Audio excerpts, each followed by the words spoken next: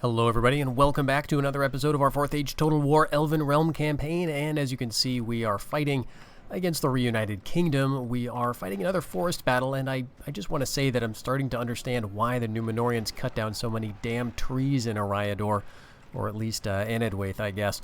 But anyway, we are going to do pretty well here, I think. We've got our Elven Wardens going against King Swordsmen now, and these guys have been softened up by some arrow fire. Farther back, they've got some archers of their own.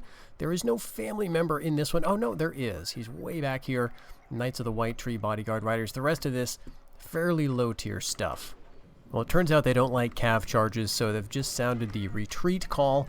After not too much fighting, it has to be said, we are going to take out these few units of King Swordsmen here with our Elven Wardens and our Bodyguard. Unfortunately, those Wardens are going to take some losses more than I would like, but we can at least use our cav to run down these swordsmen. We'll probably get some archers as well out of this if they don't all get off the battlefield. But the unit we're not going to catch, unfortunately, is the Bodyguard, unless he takes his sweet time getting off the battle map. Yeah, so quite a few of them did get away. It looks like they're going to retreat all the way back to Fornost, but that just allows us to put that under siege, or actually maybe to just bypass it and see what they do if we go over to Annuminas. I'd like this one better because it would help prevent them from taking Mythland, which, as we've seen, is pretty low on population. So let's move over here. I am going to skip Fornost for the moment. We're gonna just... Do I dare step on Shire territory? Nope, not worth the risk. We're just gonna carefully move away here. I just don't want to find out that there's some hobbit full stack standing in the trees here that we bump into. Okay, just cav. I don't think I need them. But we don't want to get caught in the zone of control of the hobbits. They're not our allies, and they could start a war with us, which would be rather irritating. Now, we may lose Amansul here if they do attack in the next turn, but I think we'll be able to get our Bodyguard and Greenwood Bows over, and then probably take out this small stack. But over in the east, I can see that Dale has left Rathwin open, potentially. Let's see if we get down here, if they will take a fight. Oh, look at the mercs. Rovanion is a great place to pick up mercenaries. You just get a lot of variety. Yeah, we'll get all of these guys. And we will also go ahead and attack Bjorn. And he's got to stand and fight. Very interesting choice. Okay, there's two family members here, a couple units of black spears, and some lower tier stuff, but also some cav, so keep that in mind. And then here we've got more cav, as well as another bodyguard and black spears. Well, over here in Rovanion, we get a very nice open battlefield. Very, very nice to see after fighting all of those tree battles in Eriador. But over here we've got the garrison army coming out of Rathwin, and near it looks like they're going to meet up their forces, which is going to be interesting, is the army outside the settlement, which we are attacking. Alright, but we have gotten close enough to draw the attention of these Rovanion axemen. So what usually happens is if you get within bowshot of an enemy unit, they will respawn. They'll send some men down to chase away the archers, which is really not good. It's one of the flaws in Rome Total War's AI, the biggest one in my view, in terms of how they handle the battles anyway, that they will chase off archers. Probably there's some sort of programming that they're supposed to not just stand there and take arrow fire in most situations, but it just results in this sort of thing. But since they're going to essentially hang up on top of the hill, I think we may as well go to the left and grab this high ground and sort of just move towards them that way. And once again in this battle, Dale is severely longbow impaired. I think they've got one unit of archers here. These are the Rovanion hunters. They're sending some of these light Rovanion scouts to attack, chase off my own bowmen, but we'll see if they get to the lines. I'm not sure if they're going to make it. Let's get my own Rovanion mercs up here. But yeah, I mean, check this out. Shaken down to 13, 11, 10. Yeah, I think they'll be wavering pretty soon, routing. There they go. And then we've got some Rovanion axemen coming. Yeah, but they're really not producing longbowmen, and that's probably because we've taken their core homelands away from them, and so that leaves them with other stuff. Although I would think that in Rovanion, since they seem to be training black spears, they could also train longbows. But for whatever reason, at least in the most recent couple of battles, they have not been training them. I guess I'm not going to complain about it. We'll just focus on those Rovanion hunters who are taking some of our bowmen mercs out. But this is a unit that although, you know, typically we're fairly protective of our Mannish units. These guys can be retrained at a chief city in Rovanion. I think Bellagant counts for that purpose, so Dorwinion could retrain them, as well as the Rovanian scouts. So it's a fairly useful province to take, in addition to, as you've seen, the great variety of mercenary units available there. Okay, they're sending forth some of their spearmen and foresters. We'll just beat these guys piecemeal, although the scouts, again, we'll see. They may, under the cover of these infantry, they may make it closer to our lines. So I guess let's rush up a bodyguard unit. Yeah, they're not going to rout until we take out a few more of them. Oh, they just gave the flee order. No, that's not acceptable. We need to take the settlement. Probably not going to happen, unfortunately. Let's see. Yeah, we don't want to catch those black spears with our horse archers. I guess we'll just let them go. Well, okay, victory, but we didn't catch the settlement, but we'll just go ahead and put it under siege here. Okay, here we go. So notice that now that we have cut off our borders from Adunabar, they've started making wars with all their other neighbors. First it was Rovanion, now it is Khand. So that's fantastic news. In the long term, what's likely to happen is Khand will probably become a horde. I think Adunabar is for sure going to either eliminate them, but more probably drive them into migration, which could be really interesting to observe. Although we're so close to victory, I don't know that we're going to be playing long enough to see exactly what happens there.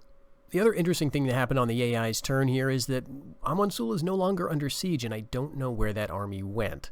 That is kind of a problem. I don't imagine that they went further south, though, into my other territories, simply because the Reunited Kingdom doesn't border any of these territories anymore. So possibly they withdrew up towards Fornost. But I guess we can at least bring Thindir of Parth Celebrant over. No useful mercs, I guess. And we'll see if we can flush out that army. There is, of course, this other small single family member here. But we're also seeing that the Shire is moving its forces across... Wait, what is that? Gormadoc of Newbury. Okay, he's moving his forces across this territory, our territory, without military access rights, I may add. And he's doing so because he's got this other Tardal settlement, which is not contiguous with any other Shire places. So I guess that's something to kind of watch out for, but I'm not too concerned about them causing any trouble, since we don't need to move through here anymore. But as I expected, we were not troubled by the Reunited Kingdom's forces in Fornost, so I guess probably the safe thing to do is move a scout through and around the woods just to see if there's any surprises hiding, but no, I didn't expect any. Okay, no new mercs available, so we'll just go ahead and put Annuminas under siege. This has a nice big stone wall, so I guess we're going to need a little bit of everything here. And hopefully if there's any forces headed toward Mithlond, this will bring him back. Now, we haven't been attacked this turn in Rathwind, but it looks like Dale is moving its armies around, so I wouldn't mind waiting for a nice big defensive battle to take out as many of them as possible. We'll see. If they don't attack me the next turn, I'll just go ahead and assault. Well, the Reunited Kingdom is back for more at Amansul, but we've got our men here. Still no more archers, so I think I'll just attack them.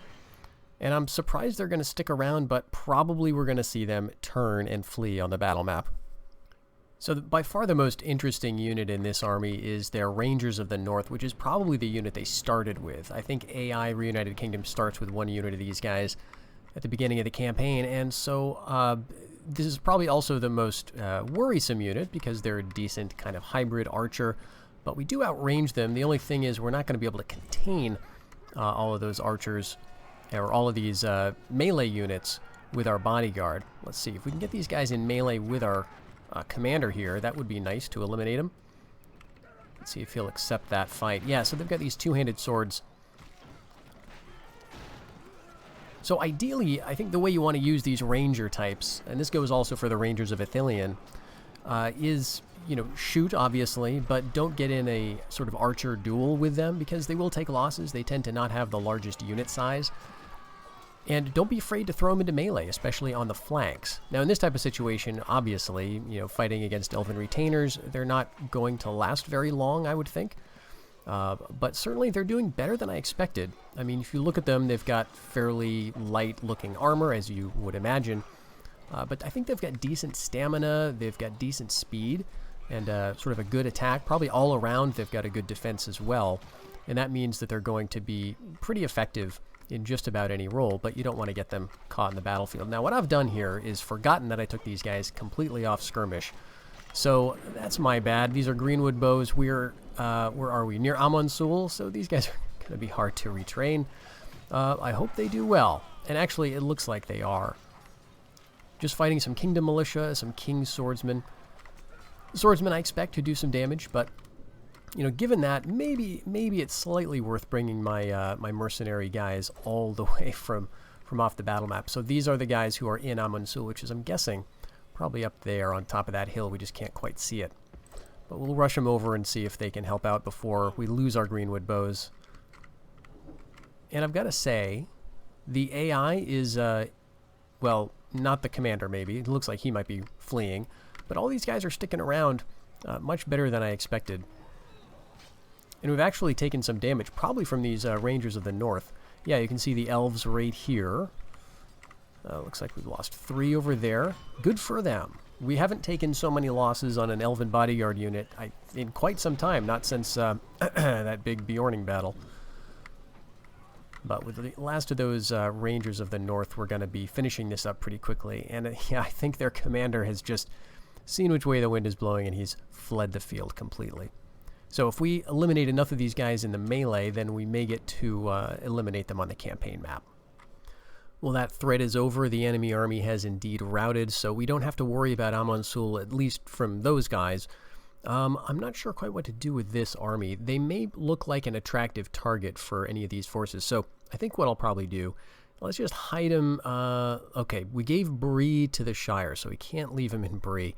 Maybe we can just leave him in the woods right next to the road, and that way they won't look like a big scary threat that would encourage, let's say, a half stack or more to come down against Amansul. Typically, the AI will send like a roughly matching force when it's trying to take a city. So here we've only got 2 units. That means they're probably going to send a tiny army if they want to get it. And them not seeing this force may encourage that. Well, looking at the number of provinces controlled and the number we're going to need to win, it is time to give a little bit of thought to how exactly we want to wrap this up. We've got Annuminas under siege, and this is a settlement I would like. Again, just for strategic reasons, but also as a point of pride. I think this seems like an area that elves would like to hang out at. So we're going to take this, also because I know you can train Elven kinsmen out of here.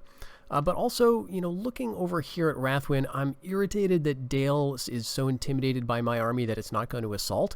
So I think what I'll do instead is just bypass it. We're going to go ahead, lift the siege, and move down towards Rovanion against the settlement we actually want to take. We're going to go right over here, put it under siege in a couple of seasons. And then, although it's showing as a Rovanion settlement, this is actually held by Dale. So we'll take this. Now, that may encourage Dale to move up against Bern, which is pretty understaffed at the moment, but I do have some reinforcements in the region. We've got a couple of family members, as well as some elven units and some mercenaries, and some more mercenaries here. And he's moving through the Greenwood to partly kind of protect against any aggression from the Bjornings. That means that I kind of can free up these guys. We'll put them over in Rathwin, or in Bern rather. And if Dale wants to try anything up in this direction, then we'll have a much more intimidating force in the region. Well, it looks like I've got my wish here. We've got the Reunited Kingdom attacking us in the back, as is typical. Under Elendil of the House of Forlong, Forlong the Fat, one of his descendants, decided to go with Elendil, which is a bold play. For a name for someone of the descendants of Forlong the Fat. But anyway, he's got a bunch of archers and a bunch of just low-tier stuff. But inside, we've got another family member and some King's Longbowmen, which is a nice unit to see up here. So, in this battle, we have a chance of taking the settlement. On this one, we've got a very nice setup with a nice long hill slope to defend. And from behind us and to the left, we've got the garrison. Somewhere down there, on the shores of Lake Evendim or Nanuial, I'm not sure how to pronounce that, will be Annuminas, so they're coming from that general direction. Once again, it's very nice just to kind of look at the hills surrounding the lake, then the stream sort of coming down. I guess this is the Brandywine, isn't it? There's the river Brandywine heading down in that direction. But anyway, I guess we should focus on this. We've got all these light troops just rushing up the hill. The thing I'm most concerned about, of course, in this army would be the family member. He is liable to do some damage as he charges in, but that's what my own family member is for, just the pure stopping power of those elven retainers. So if he gets close to my archers, we should be able to hold him off. The only thing is, we're probably going to get caught up in melee with some of these other infantry troops before he charges in. And actually, is this guy an heir of some kind? I mean, he looks like an important family member. He's got a lot of guys in that bodyguard unit. Okay. Yeah, I guess we'll have to go ahead and attack this Kingdom Militia, which is a little annoying. We do have some other infantry units in these Elvillain Wardens, and I think I'll send them after the King's Swordsmen once we get going there. Let's send our cavalry after the Knights of the White Tree. They're going to be running down, what, our Elven Archers? Okay, that's a bit unfortunate there. But we may catch them. We are catching them with our Wardens. Let's get our cavalry ready to charge over here. Wardens are certainly not the best unit to catch cavalry with, but they will do. And actually, these reinforcements are approaching a lot faster than I would have thought. They may be hanging back, at least some of them, because I see them down by the edge of the battlefield there. Probably they don't want to lose the city just in this fight, so they're taking their sweet time moving around. But these are all archers. Okay, there's another family member down here. A lot of horsemen in those units. And again, I'm not sure if it's because these guys are like the king and heir, and I wasn't really aware of that, or some other reason. All right, there goes the family member, whoever he was. Elendil of the House of Forlong, I guess. There's this army. Now, I guess I got to use my cav to chase down these archers. Or I guess I don't have to, because we've got archers of our own. So probably the thing to do would be, yeah, let my archers take care of it. Come down here with the cav, take out the family member, and then hopefully these other archers before they retreat back into the city. All right, a lot of these guys are just routing.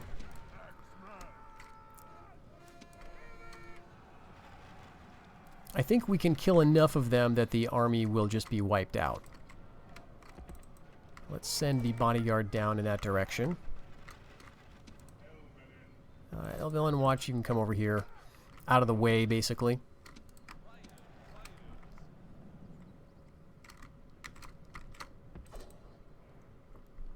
Yeah, 44 Knights of the White Tree. This guy's got to be somebody important. Well, actually, this is... Of course he is. Since this is the only territory that the Reunited Kingdom holds at this point, they have nothing in the south. Of course this is where the king and heir are going to be. Where else?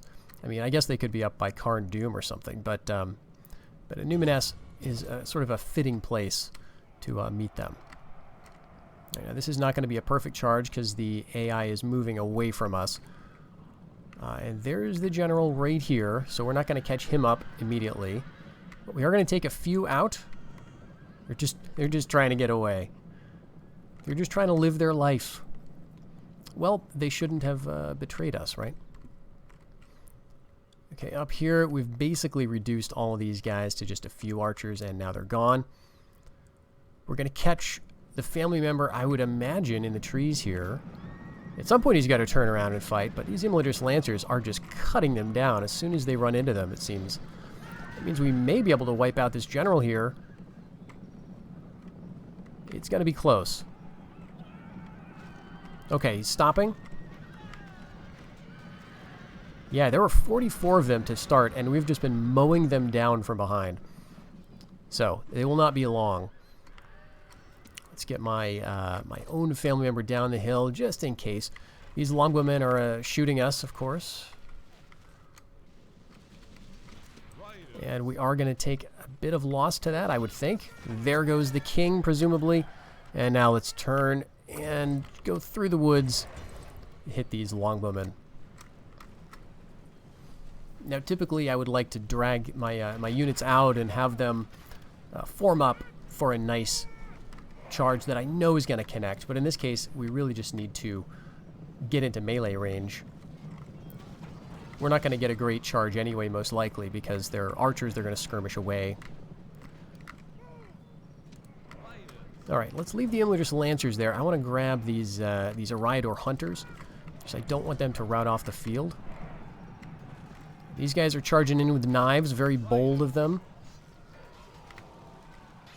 I just love this unit. It's very cool. Sort of, I just think of Eladan and Elro here, right? This is the kind of riding out against orcs, you know, attacking from the Misty Mountains. This is the kind of unit you'd expect to be hanging out in Rivendell. Not many of them, but a very, very elite, if small, unit of cavalry. These King Longbowmen are now routing away. I bet we can catch him with just the bodyguard, but maybe we'll have these guys all wrapped up before. I gotta say, the Eridor Hunters not losing immediately or fleeing immediately is pretty surprising. But there they go. Everybody else is routing, so we'll see what this means in terms of the campaign map. All right, we have captured Annuminas. We have cleared it out, and now I think I will be merciful and occupy it. It's in the yellow face already. We do have a fairly large stack in here, but we can lower the taxes down to low and see what they've built. They've gotten up to hosting halls, which is tier 3. So they could have been, gee, I'm not sure if you can get Longbowmen at tier 3, but possibly. So we'll get rid of those. The Great Lawkeepers are a Dunedainic sort of culture building, so we can get rid of that. And this actually would be a nice place to go for that mining specialization building, I think it is. You can make in your Manish settlements. Let me get the exact description of that here. Mining colonies, requires mines, allows the use of mines present in a province. So you will notice that we are not actually making anything here out of the mines. I don't think that we will have any land tax showing up. And certainly we haven't built our dominion yet, so we wouldn't get any land tax because we don't really own the hinterland, right? That's what the dominion building really represents. These little villages that appear, the minor towns, those are what are giving you your land tax. So you'll notice that in elven territories, we don't have any of those. We don't have any little villages because elves just have sort of a different economic system. We're not like men who have sort of this feudal system. So we don't get any land tax. Now what that means is, in a way, it's kind of an advantage because you can build stuff like a Hall of Mirth, which has a negative land tax modifier, or the Lore Master, which has the same, without any economic penalty. So you can build these buildings in your elven lands and just, they don't cost you anything, essentially. Same thing here, the Timber Wall. You're not getting land tax anyway, so that negative modifier is not an issue. Now, just as a side note, that negative modifier, due to hard coding reasons, has to display as a plus and a minus, but just know that that means it's a negative, it's a penalty. In our Manish territories, though, we may be able to find some little villages. Yes, in fact, Sarnford has one. We've got all these little villages sprouting up around Tharbad and Ridmalin. And so these places represent the fact that we do, in fact, have some land tax happening. There we go. So that's what mining, that's how we're using I guess, the mining mechanic to sort of display those little villages, because as you establish your dominion, in your managed territories at any rate, people will move back into the surrounding villages, and you'll start to see them on the map, and it'll represent sort of a flourishing settlement, and you get to scrape off a little bit of that income off the top. But a lot of that land tax is also mining, and if you're a Manish faction, these mines can be fantastic. Although actually, now that I say that, this may be trade. But at any rate, we're not utilizing the mines because we are elves, and in fact, we have to build a special building to let our Elvelen make use of the mines. So anyway, that's how that is going to work. But with Annuminas taken, we have essentially protected Lindon from any depredations of the Reunited Kingdom. Now, just north of Mythlond, we do have this still rebel region, the Loon Valley, and there is a settlement up here. I guess it's Loon, I think is the name of it. But at any rate, this is going to be rebel for the rest of the campaign, I can just about guarantee, because this is bordered only to the south by us and to the north by the dwarves, and the dwarves are not really going to expand. I guess there's a possibility that they could, for some reason, head down there and take it, but the Reunited Kingdom, if they wanted to go over here and take Loon, they would have to trespass through dwarven territory, and they tend not to like doing that.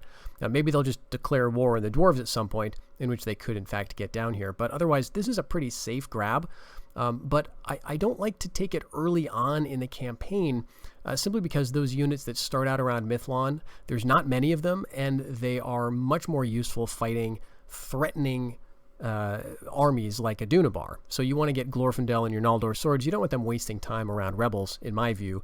You want to go ahead and start capturing some territory and heading towards Rivendell.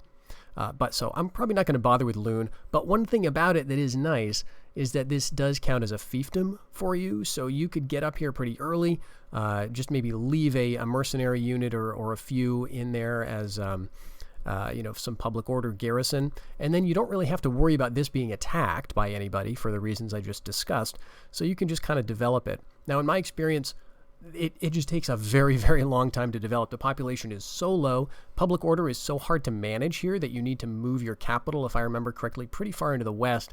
And so I just find it's better to conquer more like central settlements early on, like head to Sarnford, Three Ways, Tharbad, and just kind of head over here, generally speaking. But it's time to grab, I think, our last settlement of the campaign, and this should be Bellagant. We're going to move through wooded territory here, which is a little bit of a risk. But yeah, nothing coming. So we'll go ahead, I guess, just put this raid under siege. Here's their longbowmen. They have been training a few around here. So let's go ahead. We'll besiege it. This has nice big timber walls from the beginning of the campaign, in fact. So it's a very, very good settlement to have as Dorwinian or anybody early on. But we'll see. I don't think that's going to save them. But there was a big army at Rathwin. We'll see if Dale is going to do what the Reunited Kingdom just did and actually fight for this.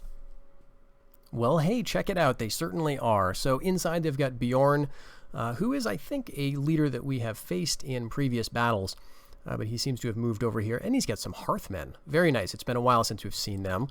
And attacking us from behind is Lieutenant Gorm with not much. This is just the distraction army. We'll just ignore these guys and mostly focus on the army coming out of Bellagant. Well, here they come. And this is actually the weaker army, which we are facing. But it just seemed to make sense for us to turn towards them and deal with them, probably mostly just through our ranged units, while the army from the settlement eventually makes its way over. Now here we've got a lot of Easterling warband levies, or a couple, some Barding militia, and some Rovanion hunters. Looks like they're just going to charge in. So we may see is this army turning around once we deal with this one. But they've got very little ranged to throw at us. Those Rovanion hunters, we're going to take them out pretty quickly here. Let's get our own horse archers around behind. We can start to do some damage that way. And yeah, they're just running into our lines and getting routed. Our axes are going to charge in. We're going to hit those Easterling warband. And it looks like this army's not really waiting either. We'll see if they decide to stick with it once all of these guys flee. The enemy general is running away. All right, and that's all of the enemy army, actually. Oh yeah, these Rovanion bowman mercenaries are just running on ahead. Okay, so we'll stop them. They'll actually use their bows. And we should probably... Well, let's just let this stand for the moment. We'll bring all these guys back over, the melee ones, and we'll set them up to face the right and see if after this the AI wants to stick around. Alright, it looks like they are going to come on. This has a family member right there in the center with that unit of Dragon Slayers and a bunch of Longbowmen of Dale, so we will have to deal with that. I don't think they have much for cavalry apart from that bodyguard unit, but they're going to charge in. But man, look at how we're mowing them down. Just that rank is gone. They should have brought... Okay, so I think I figured out their problem. They should have brought Elf Slayers. That's what they should have done. Instead of these Dragon Slayers, there's no dragons. They should have brought Elf Slayers. Okay, he's gone. There we go. And where's our horse archers? Here we are. So they're going after them with some Rovanion axemen. There goes the enemy general himself. Let's go hit the Black Spears with our own guys. Let's see. The Hearthmen are still around, I believe. Yeah, they're right over here. I guess we could charge them with our cav, our Lancer cav. They're possibly going to be under a lot of arrow fire in a moment. But let's do a hit before the bows turn on them. Losing heavily, but they still got a lot of men. That's the thing. We're going to lose a lot of horses just running into those heavy guys. Okay, let's back out. Our archers will do a lot for us here. All right, and this is a bodyguard charging me over here. And our horse archers are caught in melee because I forgot to take them off skirmish. But fortunately, they are actually amazing and have not lost a single elf in melee. So we'll just, let's put them on skirmish, head over to the woods here. And we've got black spears, as usual, being the strongest units on the field in terms of melee. Let's go ahead and deal with these Longwomen of Dale, get rid of them. And the Hearth Troops are just gone at this point. They just got too much punishment from the arrows. Okay, we're going to take out those Rovanion Axemen. Probably some of the last units we're actually going to deal with, simply because everything else is probably going to rout by then.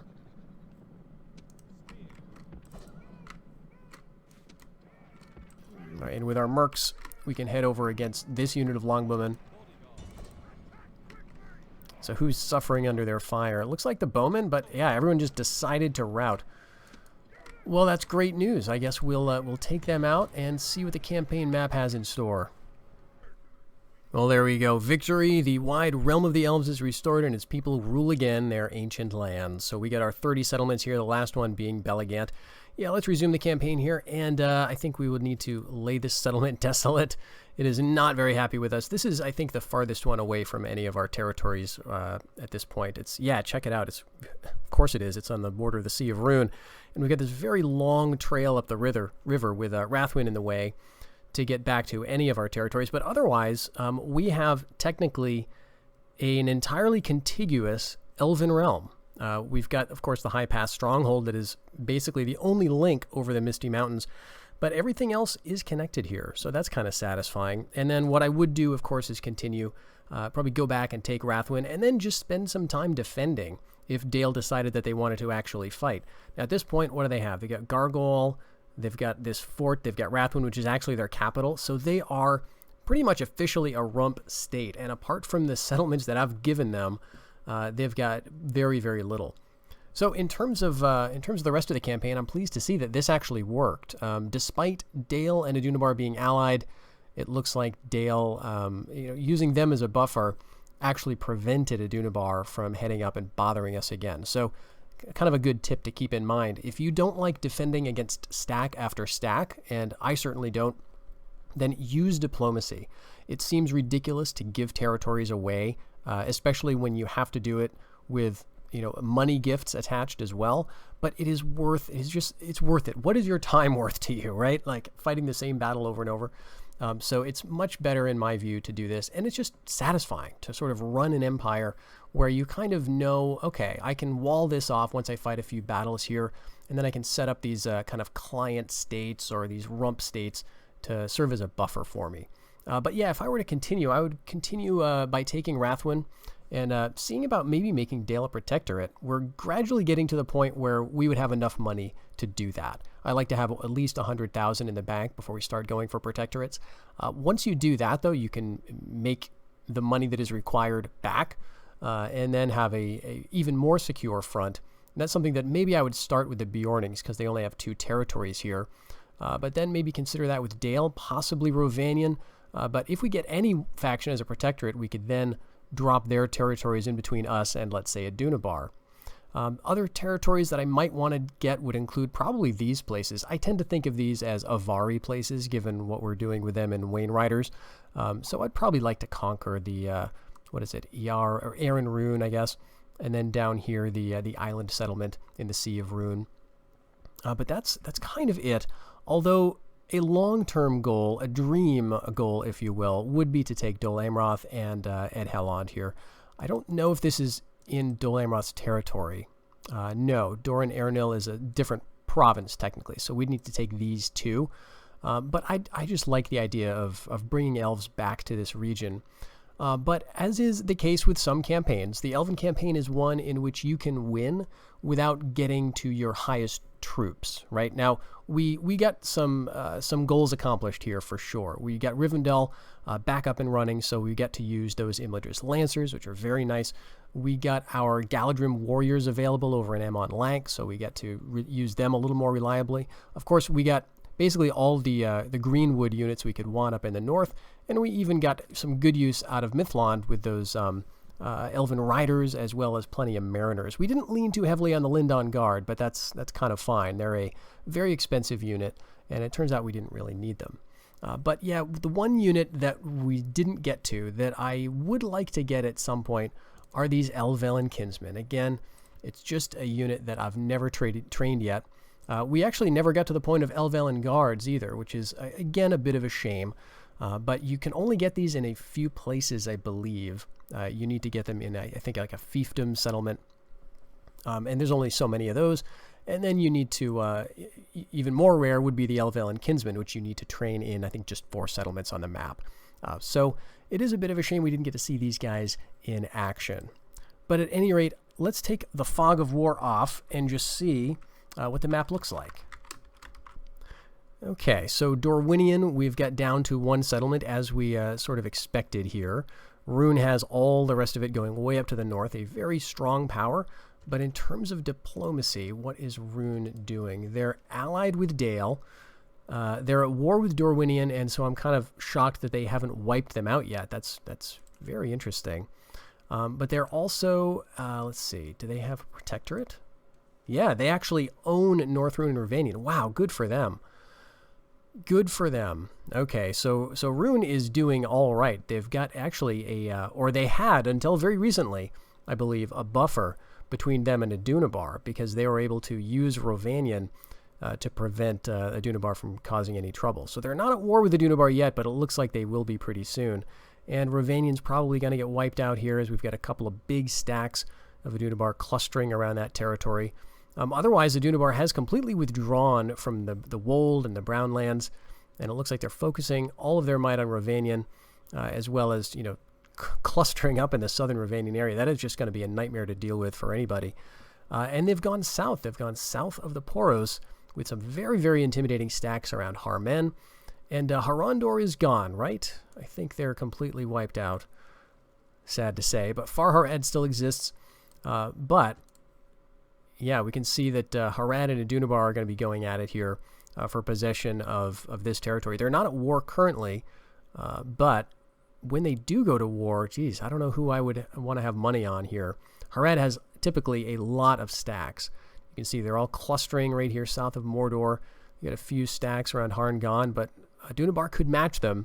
It's just a question of who could have more production capability. Now, Harad, geez, I mean, it looks like they're doing fantastic. They've got Far Harad down to just a single settlement, and Khand is down to 1, 2, 3, 4, 5, and they're about to lose that one to Adunabar. So again, if they're not made a protectorate or outright eliminated, probably what we would see is them hoarded up, which could introduce a bit of randomness to what's left of the campaign.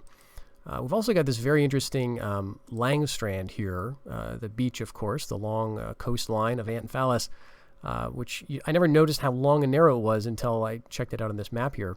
But yeah, Dunland is down into western Gondor, but haven't really gone too far because they're in an alliance, I believe, still with Adunabar. But that may be breaking soon. Dunlandings could cause some trouble for them, and if Adunabar has a couple of big fights going on, if it starts a war with Rune, then Harad could overwhelm them, and so that's probably what I would expect to happen, which would be kind of nice because I'm just sick of seeing Adunabar.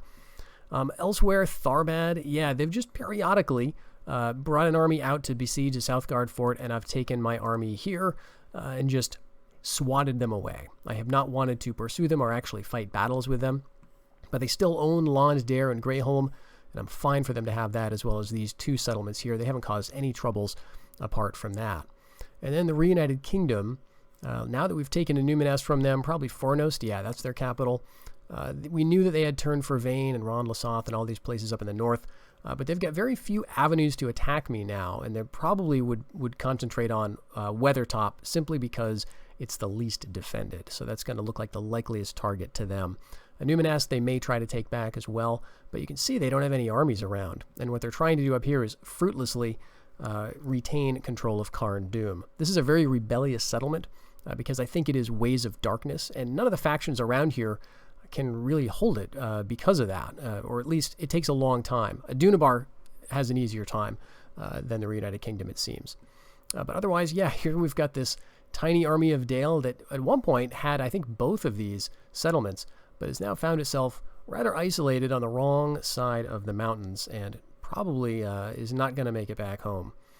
But at any rate, I think that's it for the campaign here. I hope you enjoyed watching the Elven Realm. It has been a very long time since I've played them, and so it is nice to play around with those units. I'd recommend this campaign for anyone who wants battles that are very straightforward for the most part, but with some idiosyncrasies, right? In terms of, you're going to have a lot of archer units and a lot of, relatively light elven units, which are going to hurt you badly when they die, in terms of having to retrain them and stuff.